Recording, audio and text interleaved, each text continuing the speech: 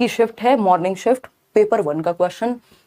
40 question हम करने वाले हैं, थोड़ा स्पीड में चलेंगे। वाइगॉस्की के क्वेश्चन, पियाजे और ब्रूनर से तो क्वेश्चन कम ही आते हैं खैर सीटेट में, पियाजे और वाइगॉस्की से ही ज्यादा आते हैं, तो बहुत ही इजी है पियाजे के कंपैरिजन में वाइगॉस्की से रिलेटेड क्वेश्चन, क्योंकि वाइगॉस्की की थियरी में 3 बातें मुख्य रूप से याद रखनी होती हैं, जो मैं आपको बताती भी हूँ। ट्रिक, SCL, जैसे BPL होता है ना, बिलो पॉवर्टी लाइन, उसी तरह से हमने SCL बनाया हुआ है, सोसाइटी, कल्चर और लैंग्वेज। इन 3 चीजों के अराउंड इनकी पूरी थियरी घूमती रहती है और यहीं से आंसर निकल जाएगा आपका।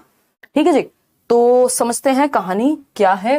लेव Vygotsky's theory mainly focus on explaining the impact of dash on dash development, यानी लेव वाइगॉस्की का सिद्धांत मुख्यतः है डैश के डैश विकास पर पड़ने वाले प्रभाव की व्याख्या करता है। आप देखिए अपना SCL में से कोई एक फिट हो जाएगा, सोसाइटी, कल्चर, लैंग्वेज में से। बायोलॉजिकल मैचुरेशन यानी हेरिडिटी, मैचुरेशन किससे संबंधित है? आनुवांशिकता से। हेरिडिटी की बात पियाजे करते हैं, जेनेटिक्स की बात पियाजे करते हैं। वाइगॉस्की जेनेटिक्स की, हेरिडिटी की बात, बायोलॉजिकल मैचुरेशन की बात नहीं करते। ये इनका क्रिटिसिज्म भी है कि इन्होंने एज को महत्व नहीं दिया, यानी हेरिडिटी को उतना महत्व नहीं दिया। इन्होंने समाज में कैसे आप किन लोगों के बीच रह रहे हैं, कैसे लोगों के साथ आप अन्योन्य क्रिया कर रहे हैं, कैसी किताबें पढ़ रहे हैं, उन सब पे फोकस है। तो ये तो गलत हो गया, इमोशनल की तो बात ही नहीं बची। एट्रीब्यूशन, पैटर्न, मॉरल, इन सब की भी बात नहीं करता इनमें से कोई भी। रिवॉर्ड एंड पनिशमेंट की बात कोई भी कंस्ट्रक्टिविस्ट यानी रचनावादी नहीं करेगा, ये बिहेवियरिस्ट लोग करते हैं। तो एक ही उत्तर सही है कि वाइगॉस्की की जो थियरी है वो मेनली कल्चरल टूल्स, यानी कल्चरल टूल्स क्या है हमारे लिए, रामायण, महाभारत, ये सब क्या हो सकते हैं? कल्चरल टूल्स हो सकते हैं, यानी हमारी संस्कृति में चल रही चीजें हैं जिससे हमारी समझ का विकास होगा। Cultural tools on cognitive development, यानी हमारे संज्ञान का विकास होता है संस्कृति में चल रही चीजों से। ठीक है, क्लियर है, कोई दिक्कत नहीं है? हाँ, तो C option is the right answer. 90% लोग सही उत्तर दे रहे हैं कि लेव वाइगॉस्की का सिद्धांत मुख्यतः सांस्कृतिक उपकरणों व संज्ञानात्मक विकास पर पड़ने वाले प्रभाव की बात करता है। ठीक है, आगे बढ़ते हैं क्वेश्चन नंबर 2 पर। थोड़ा सा स्पीड बढ़ाएंगे क्योंकि क्वेश्चंस बहुत मुझे कंपैरेटिवली इजी लगे कि आपने अगर एक बार यूट्यूब पे भी वाइगॉस्की की थ्योरी मैंने डिस्कस की हुई है, मैराथन वगैरह में भी देख ली है, तो इससे ऐसा नहीं है वाइगॉस्की से मुश्किल क्वेश्चन नहीं बन सकते। प्रीवियसली मुश्किल क्वेश्चंस आए हैं ऑफलाइन पेपर में, ऑनलाइन पेपर में उतना मुश्किल क्वेश्चन आज तक मुझे देखने को मिला नहीं है, जब से 2 बार ऑनलाइन पेपर हुआ है। कुछ लगभग 50-60 शिफ्ट रही होंगी दोनों साल का मिला करके, उनमें मुश्किल क्वेश्चन नहीं है। वो मुश्किल क्वेश्चंस भी हम आगे चल करके करेंगे, किस तरह के मुश्किल क्वेश्चन बन सकते हैं। बट क्योंकि ऑनलाइन एग्जाम में आपसे इसी तरह के क्वेश्चन पूछ रहा है, तो पहले हम क्यों पंगे लें, पहले जो जरूरी है उसको कर लें। ठीक है ना। 82% लोग ए ऑप्शन दे रहे हैं। Following Lev Vygotsky's theory a teacher should, teacher को किस चीज पे फोकस करना चाहिए? Provide appropriate scaffolding to students by giving hints and cues. ये बात भी हमें दिमाग में बिठा लेनी है कि वाइगॉस्की कहते हैं टेम्परेरी हेल्प दीजिए, स्कैफोल्डिंग दीजिए। कौन देगा? MKO, मोर नॉलेजेबल अदर, वो व्यक्ति जो आपसे ज्यादा जानता है। एज कम हो सकती है, ज्यादा हो सकती है, तो आपको हिंट देनी है, जहां बच्चा अटकता है उसको क्यूज देने हैं, पूरा सॉल्यूशन नहीं दे देना, टेम्परेरी हेल्प देनी है जिस स्टेप पे बच्चा अटकता है। बात तो सही लग रही है। फिर भी देखते हैं B option, restrict collaboration and discussion, जबकि जो व्यक्ति समाज से सीखने की बात करेगा, सोशियो कंस्ट्रक्टिविस्ट है, वो कोलैबोरेशन की, ग्रुप में सीखने की, सहयोग की बात ज्यादा करेगा। ये कह रहे हैं सहयोग की बात मत करो, सहभागिता की चर्चाओं पे प्रतिबंध लगा देंगे वाइगॉस्की, ऐसा नहीं है। Practice total non interference of adults, adults को बिल्कुल लाइफ से हटा दो, कोई दादी नानी की कहानियां मत सुनो, कोई इंटरेक्शन मत करो, कुछ सीखो मत, कहीं जाओ मत, ऐसा भी नहीं कहते Vygotsky. Frequently use negative reinforcement, punishment, reward, ये रचनावादियों की डिक्शनरी में ही नहीं है, ये व्यवहारवादी स्किनर, पैवलव, ये सब बात करते हैं। तो संकेत और इशारे देकर विद्यार्थी को उपयुक्त पाड़ प्रदान करना, यानी टेम्परेरी हेल्प देना जहां वो अटक रहे हैं, वो वाइगॉस्की मानेंगे। चलिए खैर आगे बढ़ते हैं क्वेश्चन नंबर 3 पर। क्या कहता है question number 3? According to contemporary theories what kind of classroom environment facilitates cognition? cognition मतलब संज्ञान, ज्ञान को बनाने की जो प्रक्रिया है कि हम ज्ञान का निर्माण कैसे करते हैं उसको संज्ञान कहते हैं। ठीक है ना। तो संज्ञान को सुसाधित करने में समकालीन सिद्धांतकार, देखिए समकालीन कॉन्टेम्परेरी लिखा है, मतलब आज के समय की बात हो रही है।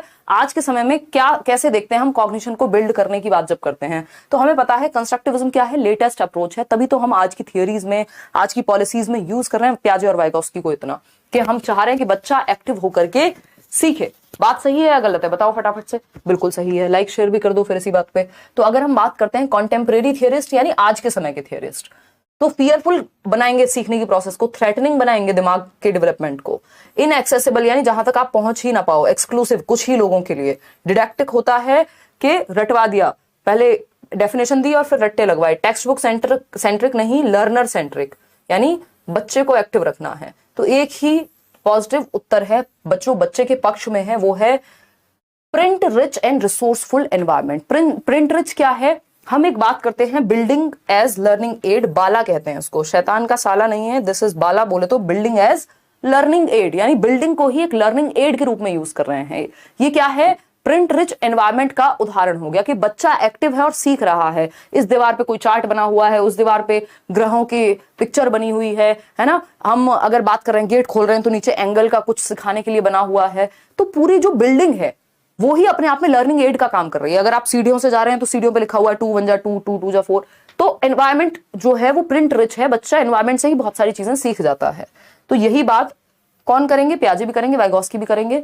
ठीक है, क्वेश्चन नंबर 4 देखिएगा क्या कहता है। क्वेश्चन नंबर 4 समझते हैं कहानी क्या है। According to social cognitive views of learning, देखिए social cognitive views of learning, अगर कॉग्निटिव व्यूज की बात कर रहा है, स्टूडेंट्स लर्न बेस्ट, यानी सोशल कॉग्निटिव या सोशल जहां भी आ गया मतलब समाज के साथ अंतःक्रिया सीखने की बात हो रही होगी, यानी समाज में, समाज मतलब ग्रुप में लोगों के साथ एक्टिविटी करके सीखने की बात हो रही होगी। बात सही है या नहीं है?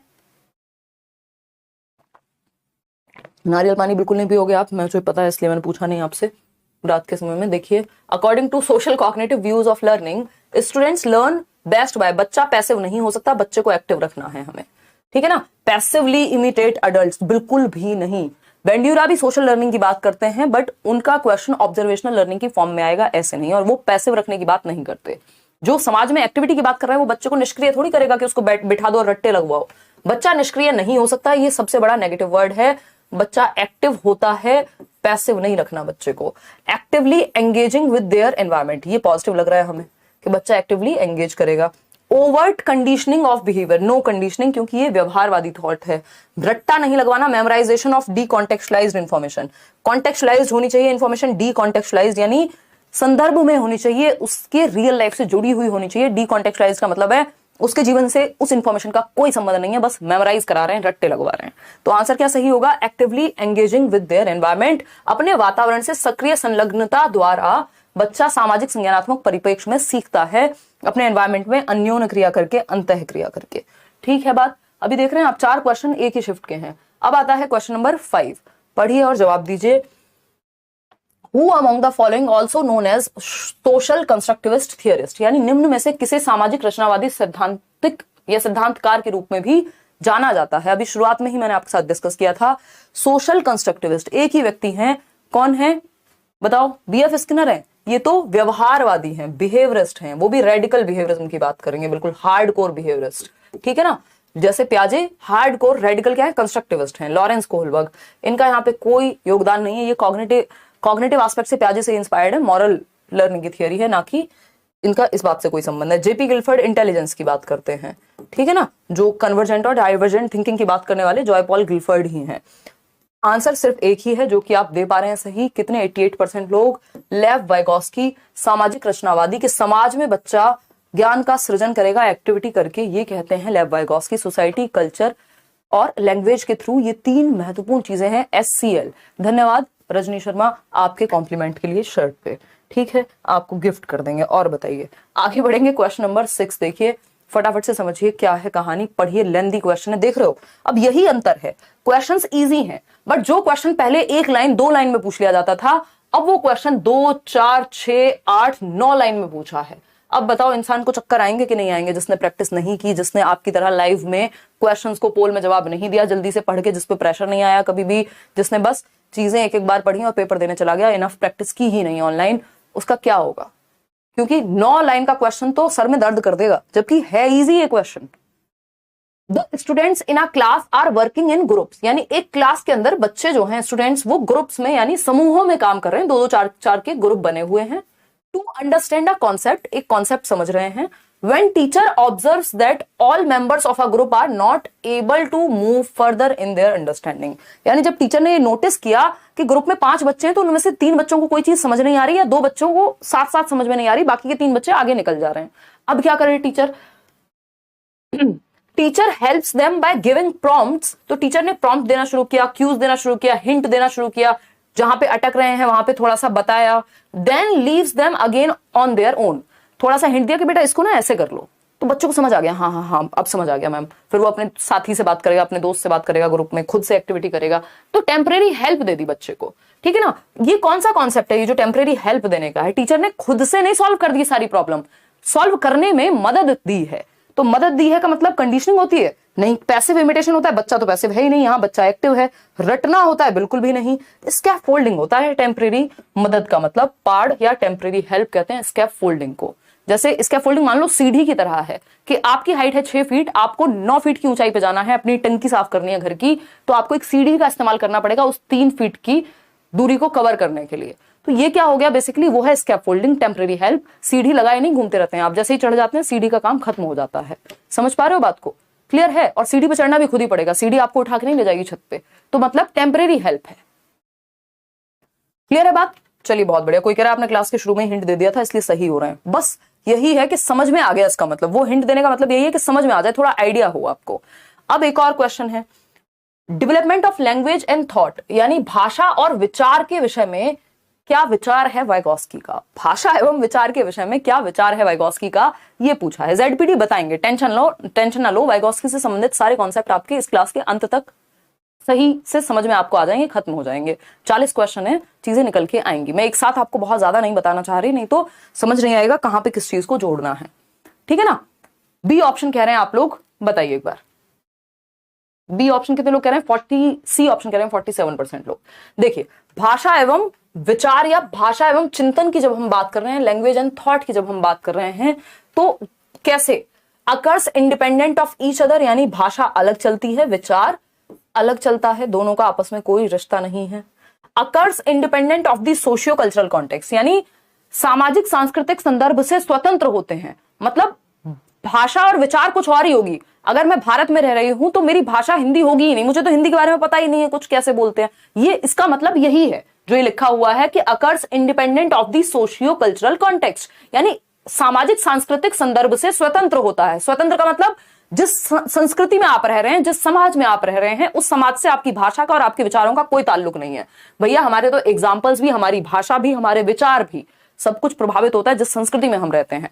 कैसे लॉकडाउन में रामायण चल रही थी तो आप उस तरह से सोच रहे थे, हमने क्या देखा है बड़े होते हुए हमारे टीवी में, हमारे न्यूज पे, वो भी हमारी संस्कृति, हमारी भाषा से प्रभावित है।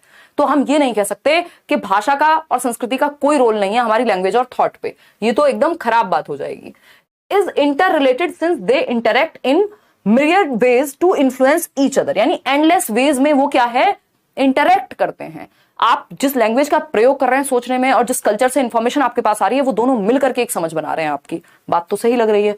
Is influenced by heredity only not environmental factors, ऐसा कैसे हो सकता है कि लैंग्वेज, अगर आप बच्चे को बचपन से एक वैक्यूम में, एक बंद जगह में रख दीजिए जहां उससे कोई बात नहीं करता, क्या वो हेरिडिटी की वजह से लैंग्वेज सीख जाएगा? नहीं सीख पाएगा। वो बन जाएगा मोगली, मूवी देखिए ना, तो वो फिर जंगल की ही भाषा में बात करेगा। अगर उससे कोई बात ही नहीं करता कभी, तो वो कहां से भाषा सीख जाएगा? तो सोसाइटी का भी बहुत बड़ा रोल है, सिर्फ हेरिडिटी का नहीं है लैंग्वेज में, कि एनवायरमेंट का कोई रोल ही नहीं है ना।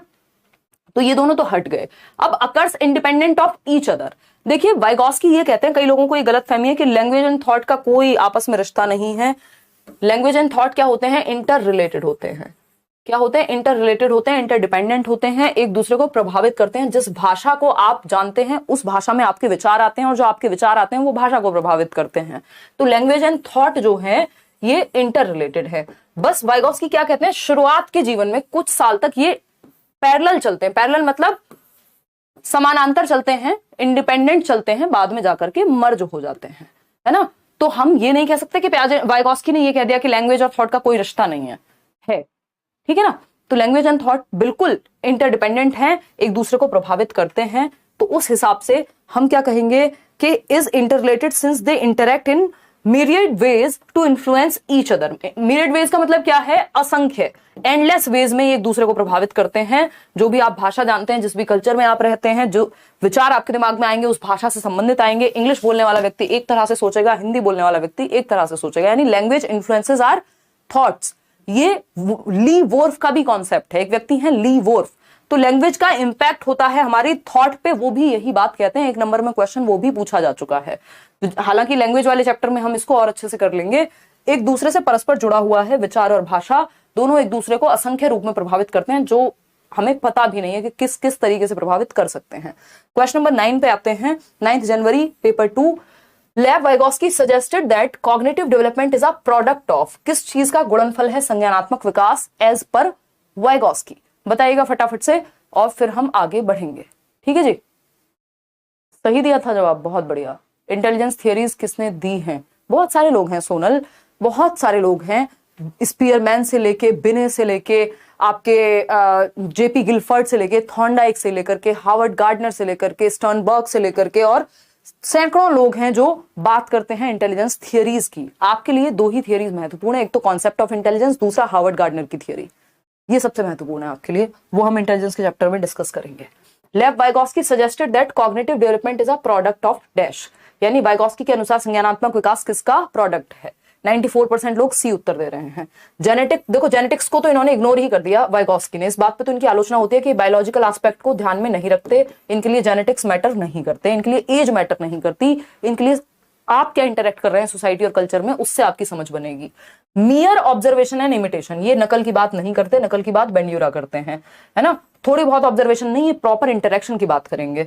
सोशल इंटरेक्शंस, बिल्कुल सही बात है। सोसाइटी, कल्चर, लैंग्वेज, इन तीनों में से 90% चांस होते हैं कि आप वाइगोस्की का उत्तर ढूंढ लेंगे जब भी फंसेंगे। सामाजिक संपर्कता या अंतःक्रिया या अन्योन्य क्रिया का प्रोडक्ट है आपका दिमाग का विकास, समाज में इंटरेक्शन से होता है। आइडेंटिटी फॉर्मेशन की यहां कोई बात इन्होंने की नहीं है, उसकी बात कौन करेगा? एरिक एरिक्सन करेंगे। क्वेश्चन नंबर 9 देखिए फटाफट से, क्या कहता है क्वेश्चन नंबर 9? आप पोल में भी जवाब देंगे। Who among the following believed that human activities take place in cultural settings and they can not be understood apart from those settings, यानी निम्न में से किसका मानना है कि मानवीय गतिविधियां सांस्कृतिक परिप्रेक्ष्य में विकसित होती हैं और उन परिप्रेक्ष्यों से हटकर उन्हें समझा नहीं जा सकता? यानी जो भी एक्टिविटी हम करते हैं वो उस हमारी संस्कृति से बहुत हद तक क्या है, इन्फ्लुएंस्ड हैं, प्रभावित हैं। और हम अगर कल्चरल कॉन्टेक्स्ट, किस समाज में, किस कल्चर में क्या सही और क्या गलत है, अगर इस बात को हम हटा देंगे कि आप किस संस्कृति से आ रहे हैं, तो सही और गलत बदल जाएगा। तो हम सही और गलत को, या जो भी हमारी एक्टिविटीज हैं, हमारी अंडरस्टैंडिंग है, उसको यदि अपने कल्चर से बिल्कुल अलग ही कर दें तो समझना मुश्किल हो जाएगा। यानी हम अपने संज्ञान को, अपनी समझ को कल्चर से अलग नहीं कर सकते। कौन ये बात कहेगा? आपको पता है एक ही व्यक्ति है जो सोसाइटी, कल्चर और लैंग्वेज को लेके क्या है, एकदम प्रेम में है ना। कौन है वो व्यक्ति? लेव वाइगोस्की। ठीक, क्या है? लेव वाइगोस्की। ना तो ब्रूनर और ऑजुबेल ने मीनिंगफुल लर्निंग दी है, कोई भी, ना पियाजे सोसाइटी को उतना महत्वपूर्ण मान रहे हैं, लेकिन वाइगोस्की बहुत ज्यादा मान रहे हैं। तो D option is the right answer over here. आगे बढ़ेंगे क्वेश्चन नंबर 10 पर। देखिएगा क्वेश्चन नंबर 10 क्या कहता है भाई? As per Lev Vygotsky dash plays a very important role in cognitive development, यानी वाइगोस्की के अनुसार डैश का संज्ञानात्मक विकास में महत्वपूर्ण योगदान है। कौन है वो डैश? अब आप खुद से निकालिए, 4 ऑप्शंस आपके सामने हैं। देखिएगा, तो अनुबंधन है यानी कंडीशनिंग है। कंडीशनिंग की बात व्यवहारवादी करते हैं, ये है कंस्ट्रक्टिविस्ट यानी रचनावादी, ये बात नहीं करेंगे कंडीशनिंग की, चाहे पियाजे हो, वाइगोस्की हो। और इवन आपके पूरे पेपर में कंडीशनिंग की बात ऐसा सच होती नहीं है, क्योंकि व्यवहारवादी सीटेट में पूछे ही नहीं जाते। ठीक है ना। रीइंफोर्समेंट, अगेन ये भी व्यवहारवादी कॉन्सेप्ट है। कल्चरल कॉन्टेक्स्ट, हाँ, सुंदर लग रही बात हमें। ऊपर से वाइगोस्की, सोसाइटी, कल्चर, लैंग्वेज, इन तीनों में से कुछ फंस जाएगा। स्कीमा की बात तो पियाजे कर रहे हैं, वाइगोस्की तो नहीं कर रहे हैं। ठीक, तो कल्चरल कॉन्टेक्स्ट जो है, यानी सामाजिक, जो सांस्कृतिक परिवेश है, वो हमारे संज्ञानात्मक विकास को बहुत हद तक प्रभावित करता है। जिस संस्कृति में हम रहते हैं, जिन लोगों में हम रहते हैं, जो ग्रंथ हम पढ़ रहे हैं, जिस धर्म से हम हैं, बेसिकली ये सब चीजें प्रभावित कर रही हैं। तो C option is the right answer over here. आगे बढ़ेंगे क्वेश्चन नंबर 11 पर। ये है थोड़ा सा छोटा क्वेश्चन। क्या पूछता है? A classroom built on Vygotskian principles, यानी वाइगोस्की के सिद्धांतों पर बना कक्षा कक्ष कैसा होगा, या जिस क्लास में वाइगोस्की के सिद्धांतों को महत्व दिया जाएगा उस क्लास में क्या जरूरी बन जाएगा। रेसिटेशन एंड रिकॉल, देखिए रेसिटेशन और रिकॉल अच्छा नहीं माना जाता। रेसिटेशन एक बार को चलो कविता का आप वाचन कर रहे हो समझ में आता है, बट रटना हो गया। रिकॉल मतलब आपने कोई नंबर याद किया था, आप उसको डेफिनेशन याद की थी, उसको बता रहे हैं। तो इसमें तो बच्चा एक्टिव नहीं है। जहां पियाजे वाइगोस्की आते हैं वहां बच्चे को एक्टिव रहना जरूरी है, और रटने में बच्चे को एक्टिव हम नहीं मानते। कोलैबोरेटिव लर्निंग, यानी कोलैबोरेटिव मतलब सहयोगात्मक अधिगम। सहयोग के लिए क्या होगा? 2 या 2 से अधिक लोग लगेंगे तभी तो सहयोग हो पाएगा, यानी ग्रुप में सीखने की बात हो रही है। और ग्रुप किसका पार्ट होता है? सोसाइटी का। तो सोसाइटी, कल्चर, लैंग्वेज। ठीक, use of rewards and punishment, again आपको याद रखना है ये भी बिहेवियरिस्टिक प्रिंसिपल्स हैं। कंडीशनिंग ऑफ रिस्पॉन्सेज, अगेन आपको ध्यान रखना है कंडीशनिंग की बात ना पियाजे करेंगे ना वाइगॉस्की करेंगे, इवन आपके पेपर में कंडीशनिंग का कोई पॉजिटिव ताल्लुक है ही नहीं। ठीक, तो सहयोगात्मक सीखने मतलब वो क्लास जिसमें टीचर या जो सिद्धांत है वो वाइगॉस्की का फॉलो किया जाएगा, वहां ग्रुप में सीख रहे होंगे लोग, एक दूसरे की सहायता करके, कोलैबोरेट करके, कोऑपरेट करके असिस्टिव लर्निंग हो रही होगी, एक दूसरे को असिस्ट कर रहे होंगे। B option. क्वेश्चन नंबर 12 देखिए, कंस्ट्रक्टिविज्म एज अ थियरी, यानी संरचनावाद या रचनावाद एक थियरी के रूप में जब हम देखते हैं, ये बहुत महत्वपूर्ण है। आपकी सारी पॉलिसीज, एनसीएस, सभी आज के समय में हम सबसे ज्यादा इसी को फॉलो करते हैं, क्योंकि बच्चा कंस्ट्रक्शन करता है इस स्कूल ऑफ थॉट में, स्कूल ऑफ साइकोलॉजी में क्या करता है, ज्ञान का सृजन करेगा, तभी कंस्ट्रक्टिविज्म नाम है। कंस्ट्रक्ट करने वाला, रचनात्मकतावाद, जहां रचना करेगा बच्चा ज्ञान की, तो बच्चे का एक्टिव होना जरूरी है, तभी तो कंस्ट्रक्शन करेगा। emphasizes the role of the learner in constructing his own view of the world, यानी सीखने में अधिगमकर्ता की भूमिका को महत्वपूर्ण मानता है, जिससे वह संसार के बारे में खुद समझ बनाता है। यानी बच्चा एक्टिव है, बच्चा एक्टिवली कंस्ट्रक्ट करेगा, दुनिया में रह करके अपनी समझ को विकसित खुद करेगा। बात तो सही है, पॉजिटिव बात है, बच्चा एक्टिव है, और ज्यादातर क्वेश्चन हमें पता है जहां बच्चा एक्टिव होता है वो सही होता है। एम्फेसाइजेस ऑन मेमोराइजिंग, ये मेमोराइजिंग शब्द, रिकॉल शब्द, ये सब रटंत विद्या की तरफ लेके जाते हैं, है ना, कि जानकारी के स्मरण व उसके प्रत्यास्मरण की परीक्षा पर जोर देता है, कि रट्टे लगाओ और उसको उड़ेल दो, उल्टियां कर दो उसकी, कहां, पेपर पे, लिटरली नहीं, मेटाफोरिकली, कि आप जो भी रट्टे लगाए उसको पेपर पे लिख करके आ गए। यही हमारा सिस्टम चला आ रहा था, जिसको बदलने की कोशिश अब हो रही है। फिर आते हैं सी ऑप्शन पे, emphasises on the dominant role of the teacher, यानी शिक्षिका की प्रभुत्व भूमिका पर जोर देता है। यानी टीचर डोमिनेंट है भैया, डोमिनेंट यहां किसी को नहीं होना, यहां बच्चे को सेंटर में रखना है। टीचर और बच्चे दोनों एक्टिव रहेंगे कंस्ट्रक्टिविस्ट क्लासरूम में, ये क्वेश्चन भी पूछा जा चुका है, both are active in a constructivist classroom. Focuses on the role of passive imitation, बच्चा निष्क्रिय नहीं हो सकता, बच्चे का एक्टिव होना जरूरी है, अदरवाइज गलत जा रहे हैं फिर हम। तो सीखने में अधिगमकर्ता की भूमिका को महत्वपूर्ण मानता है संरचनावाद। संरचना का मतलब ये रचना करेगा बच्चा स्वयं से एक्टिव हो करके। तो A option is the right answer, ये चाइल्ड सेंटर्ड अप्रोच की तरफ लेके जाता है। क्वेश्चन नंबर 13 देखिएगा, कुछ ज्यादा ही आगे निकल गए हम। देखिए क्वेश्चन नंबर 13 क्या कहता है, Lev Vygotsky suggested that children's cognitive development, यानी बच्चे का संज्ञानात्मक विकास is dash by interactions with people who are more capable, यानी लेव वाइगॉस्की के अनुसार बच्चों की संज्ञानात्मक क्षमता पर अपने से अधिक योग्य व्यक्तियों के साथ अंतःक्रिया का क्या प्रभाव पड़ता है। यानी अगर मैं अपने से ज्यादा समझदार लोगों के साथ रहती हूं तो मेरा संज्ञान बेहतर होगा या नहीं होगा।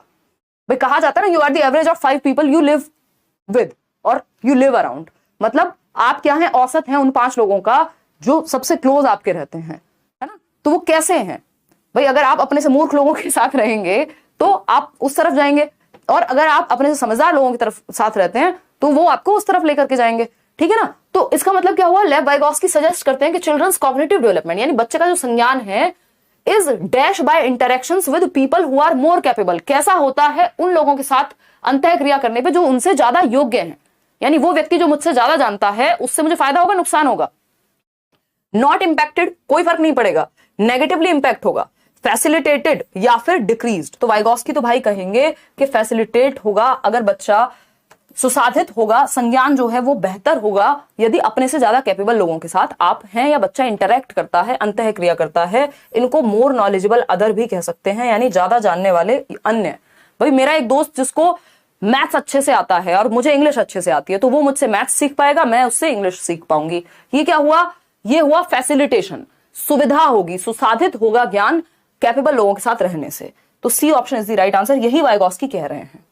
आगे बढ़ेंगे, क्वेश्चन नंबर 14 क्या कहता है, question number 14, according to Lev Vygotsky learning, यानी वाइगॉस्की के अनुसार अधिगम क्या है, बताइएगा। पहला ऑप्शन है, is a measurable change in behaviour, measurable change in behaviour या relatively permanent change in behaviour, ये सब व्यवहारवादी परिभाषाएं हैं। बी ऑप्शन है, can not be separated from its social context, यानी सीखने को सामाजिक परिवेश से अलग होकर नहीं देखा जा सकता, यानी जिस समाज, जिन लोगों में आप रह रहे हैं, जिस संस्कृति में आप हैं, अधिगम भी उससे प्रभावित 100% होगा, ऐसा वाइगॉस्की मानते हैं। We can not separate learning from its social context, ऐसा वाइगॉस्की कहेंगे। बात तो सही है।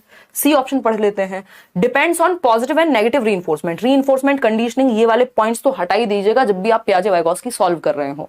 फिर आता है D option, includes attentional processes and stores of memory, यानी मेमोरी में भर लो अटेंशन दे करके, इसको रटना कहते हैं। ठीक है ना। तो बच्चा सबसे ज्यादा एक्टिव कहाँ है, यहाँ के जो आपकी लर्निंग है उसको can not be separated from it social context, आप सामाजिक संदर्भ से नहीं हटा सकते। समाज में अन्योन्य क्रिया करने से ही लर्निंग होती है, इसको अलग नहीं किया जा सकता लर्निंग और इसके सोशल कॉन्टेक्स्ट को। क्या समझे, समझे कि नहीं समझे, बिल्कुल समझ गए, बी ऑप्शन। चलिएगा अगर हम बात करते हैं, इसको पढ़ना था ध्यान से कि कैन नॉट बी सेपरेटेड मतलब सामाजिक परिप्रेक्ष्य से अलग नहीं किया जा सकता। ये नहीं कह रहे हम कि सोसाइटी से सीखा नहीं जा सकता, पढ़ के गलत नहीं समझना है। क्वेश्चन नंबर 15 है, who proposed that learning occurs when child engaged in a shared activity with a more knowledgeable peer और एन अडल्ट। इसका मतलब क्या हुआ, मोर कैपेबल व्यक्ति के साथ एंगेज होकर के, अन्योन्य क्रिया करके, अंतः क्रिया करके, गतिविधियां करके। किसने प्रतिपादित किया कि सीखने की प्रक्रिया तब होती है जब बच्चे अपने से ज्यादा ज्ञान वाले समकक्षी यानी उसकी एज के लोग भी हो सकते हैं वो, या अडल्ट हो सकते हैं जिनके साथ वो रहता है, साझी गतिविधियां करते हैं तो वो सीखते हैं। कौन कह रहा है, मोर नॉलेजेबल अदर, स्कैप फोल्डिंग, कौन कर रहा है इसकी बात, वाइगॉस्की ही कर रहे हैं ना। स्किनर को पढ़ी नहीं है, पियाजे अपनी एक्टिविटी पे ज्यादा जोर देते हैं, लॉरेंस कोलबर्ग मॉरल डेवलपमेंट सिखा दें बहुत है, लेकिन ये बात वाइगॉस्की